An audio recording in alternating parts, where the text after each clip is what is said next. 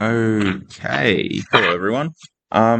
Today we are continuing to look at E and ln, and we're going to specifically look at some problem-solving applications of E and ln.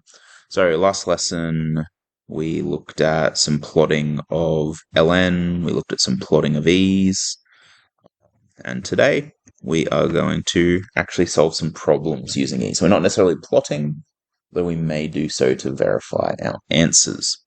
So, when problem solving, we're going to look at problems that involve growth and decay. So that will be on your exam, period, term 2 next year. This topic will be on it, I believe. Sometimes we'll need to use the natural log to solve those problems. So our general formula here is A for amount is equal to A0, initial condition,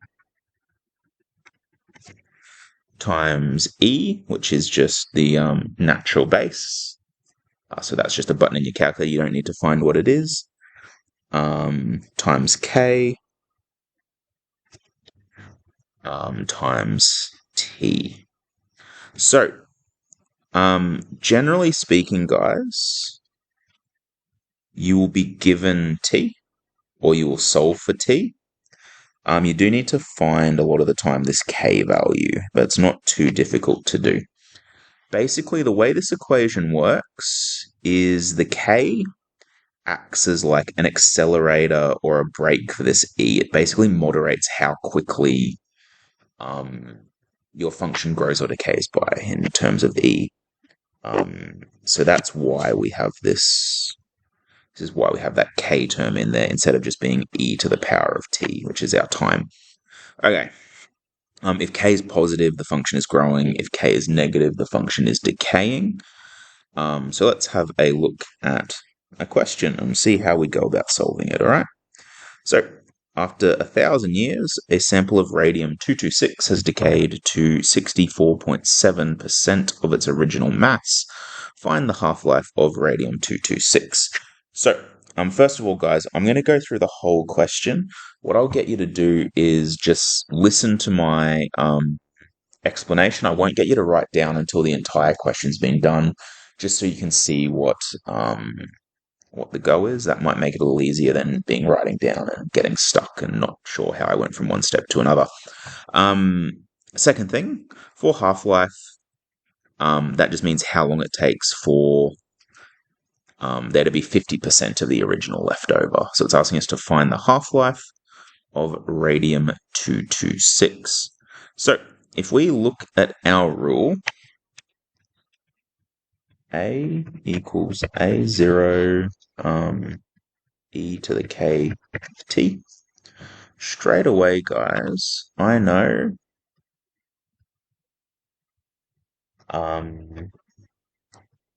a few things. So I'm just listing out my variables here. I'm not going to write down E because it's just a constant value in your calculator. Okay.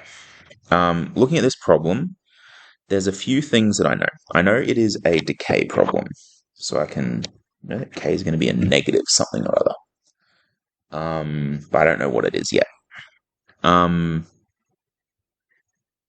not told how much of radium it starts with, but I am told that there's 64.7% remaining. So for my starting value, I'm just going to say 100%. 100%. So that one done. I do not know K. K I'm going to have to solve for. Which leaves me with A and T. Now, in these questions, A and T act a lot like X and Y in a regular equation. So we have three unknowns, but T is my input, A is my output. So if I have a known point that I can sub in, that means I can go about solving it. So what I'm going to do is I'm going to solve that. So I happen to know that after 1,000 years, I have 64.7% of my radium left over. So I'm going to set T to be 1,000. And I'm going to set A to be 64.7. Which means only my K is left unknown, which I can then solve for. So let's do that. We have A equals A0, e to the kt, and just for our own reference, guys, K will come out as a negative. I haven't put the negative in there, but the final answer will be a negative, just so we can use that to check if we've done the right thing or not. Okay, so let's sub in our values. Instead of A, it's 64.7. Instead of A0, it's 100. Instead of E, it's E. Instead of K, it's K. And instead of T, it's 1000. So let's rearrange and solve. In hindsight, I probably should have rearranged before subbing in, but it is what it is. So let's get our unknown K by itself. So this is what we're trying to solve for, K. So I need to get rid of everything attached to the K.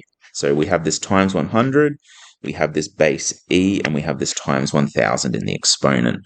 So we're going to get rid of the easiest things first, which for us is going to be this 100. Which gives me 64 divided by 100 is 0.647 equals e to the 1000k. Okay, I can't touch the 1000 yet because it's locked inside that exponent of the e. So to solve for k, I'm going to have to undo that exponent. The only way we have that is using logs. Because we have base e, we're going to use log e or ln of both sides. So I'm going to ln both sides, which gives me ln 0.64 equals 1000k, which means if I just divide both sides by 1000 now, that gives me k equals, and it's 0.647 divided by 1000. Okay, so ln 0.647 close bracket divided by 1000. Okay, I'm going to save that as A. So I'm going to go store as alpha A. So that's, I'm going to round it though as negative 4.35 times 10 to the negative 4, just for my answer. So that was, red blue because I've solved something, negative 4.34 times 10 to the negative 4. Sorry, that was 3.5, wasn't it? Let me just fix that up. 3.5 times 10 to the 4. And I'm just going to make a note, STO as A. So just when I'm solving it in my calculator later, I'm not going to worry about all that rounding. Okay, so we'll solve for K. That actually hasn't solved the problem for us because we want to find the half-life of radium. So all we've done is get this to a point where we can solve for the half-life. So we've got to ask ourselves, what variable are we trying to find if we are solving for half-life? And like I said before, half-life is the time taken for half of the substance to decay away. So that means we're solving for T. If I look at my function, I know what A0 is. We start at 100%. I know what K is. It's negative 4.35 times 10 to the 4, roughly. Do I know what my final amount is? Yes, I do. Because I'm trying to find when there's 50% left. So for this one, guys, we have A equals 50, A0 equals 100% there. I'm just going to put K equals... Now, I'm really regretting storing this as A because we've already got an A in our formula. So I'm just going to for in future, I should really save that as K. And before you complain, I'll tidy that up so it looks like a real K. And then T is going to be our unknown. So we're just going to do the same thing we did before, but this time we're solving for T instead of K, and that will give us our answer. So A equals A0 e to the kt. Now, I said before I should have rearranged before subbing in, so I'm going to do that this time. And I'm going to divide both sides by A0, which gives me A over A0 equals e to the kt. Oops. A0. I need to get t by itself, so I'm going to ln both sides.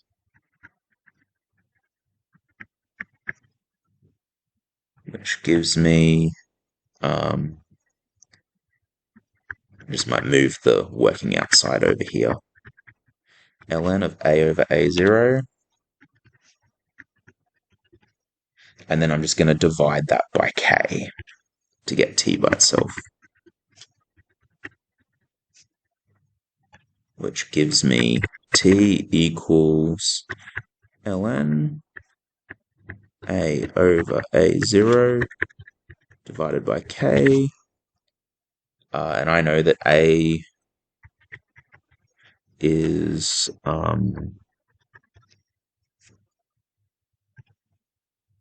know that a is 50. A is 100, and k is 4.35 times 10 to the negative 4. Oh, sorry, negative 4.35 times 10 to the negative 4. So all I've got to do now is put that into my calculator.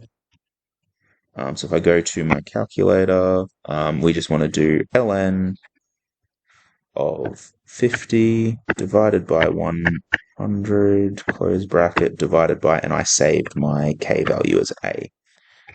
Enter. So about 1,591.94 years. 1,591.94.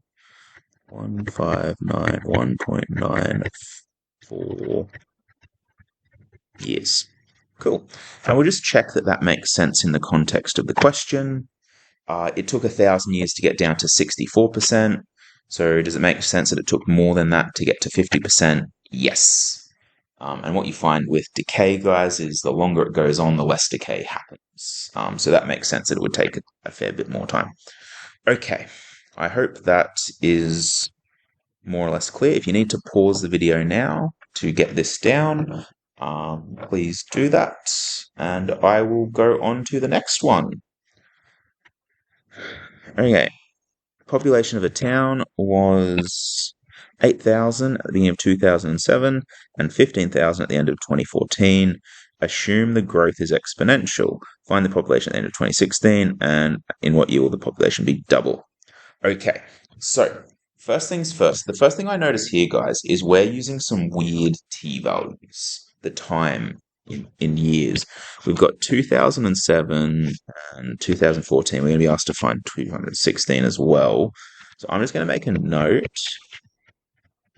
Set t equals 0 as beginning of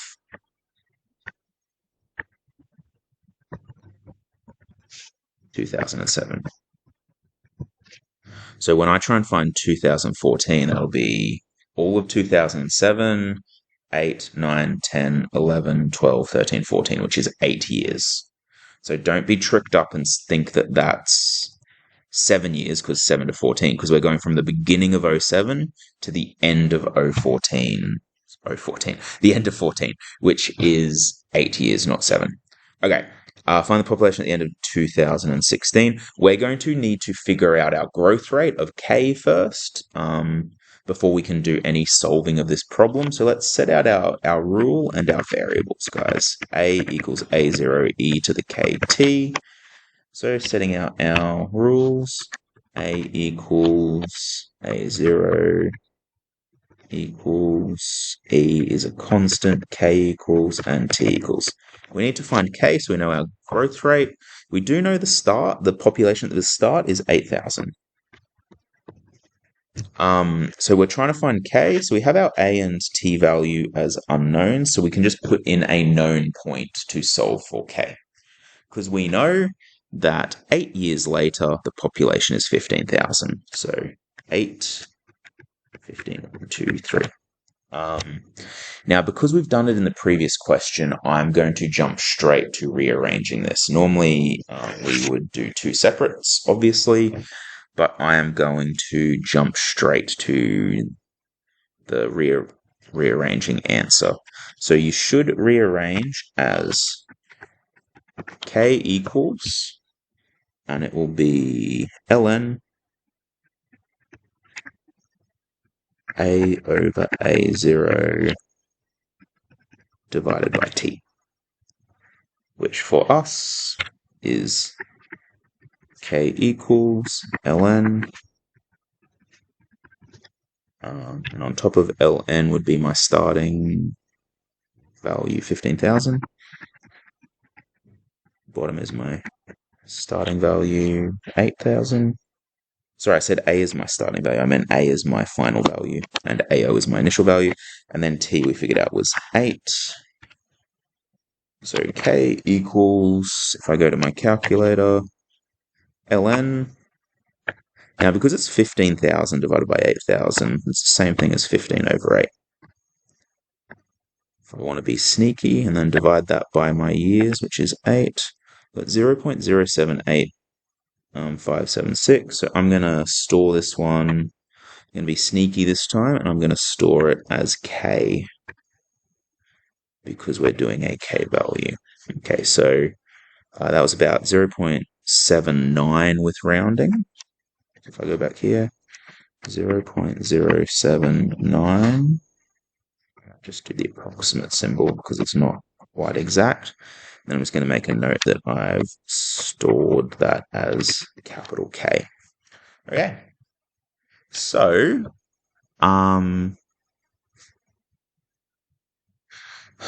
it's for B, it's asking what year will the population be double that of 2014. So in other words, it's asking how many years until the population is 30,000, because it was 15,000 at the end of 2014. So let's do this one. A equals A0 e to the kt. I know my final amount, I need to be 30,000. Sorry, I should be doing that in blue, shouldn't I? Oh. A0 is still 8,000. My K is K in calc.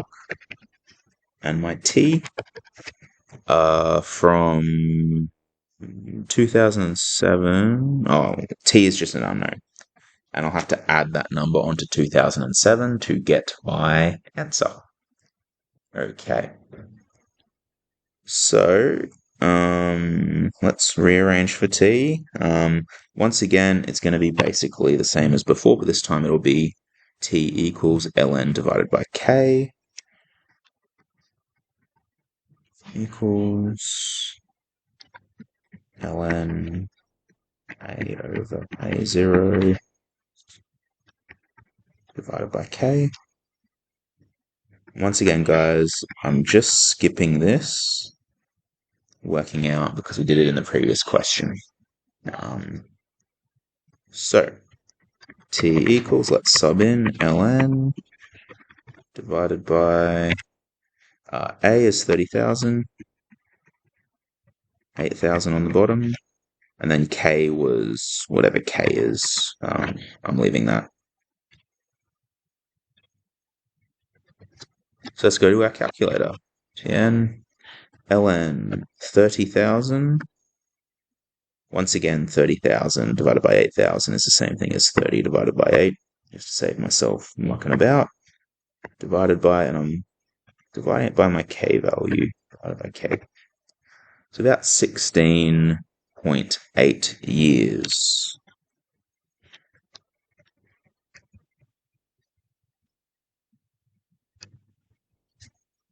So the question hasn't asked us how many years. It said in what year. So, 2017 plus 16.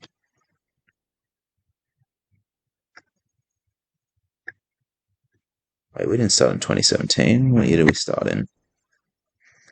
2007. So it'll be during 2023. So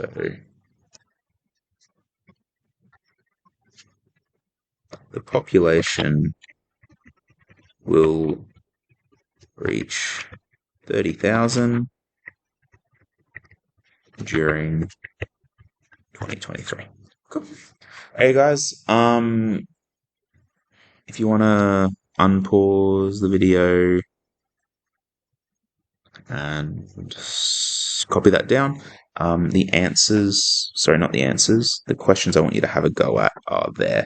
So that should take you the rest of the lesson. Please make sure that you check your answers in the back of the textbook so that you can get those all sorted. Okay, guys, that's all from me. I hope you have an enjoyable rest of the day. Bye.